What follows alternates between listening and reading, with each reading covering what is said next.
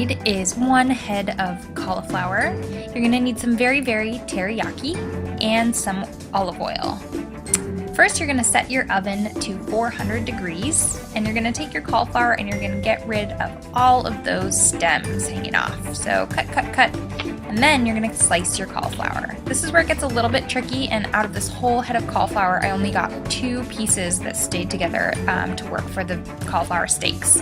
So cut carefully through it. It should be about 1/2 inch to 3/4 of an inch for each steak, and then you can take all the rest of that and use it in a stir fry to make cauliflower buffalo wings or anything else.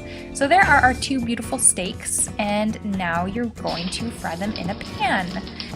Use about 1 to 2 tablespoons of oil in the pan, and then set your cauliflower steak pieces very gently into the pan.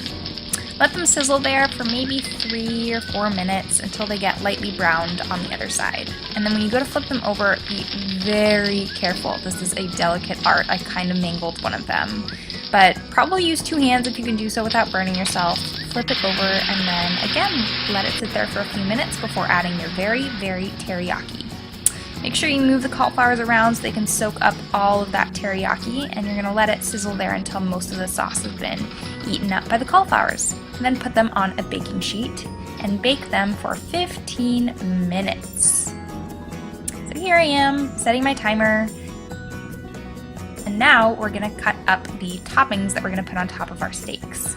First I'm cutting up some parsley, and now I'm cutting up little tiny florets of extra cauliflower and a few slices of tomato. Finally, I'm adding some chopped olives, and that's totally optional.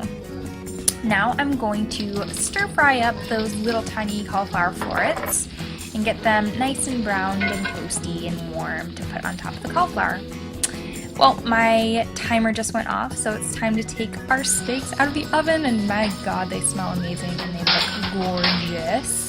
So you're going to take your steak and put it on a plate, and then you get to dress it with these lovely extras. I tossed the tomatoes in the pan for a few seconds so they got nice and warm, and put them on the steak. And you can just dress your plate however you like, make it look super fancy, and get ready to chow down on this beautiful puppy.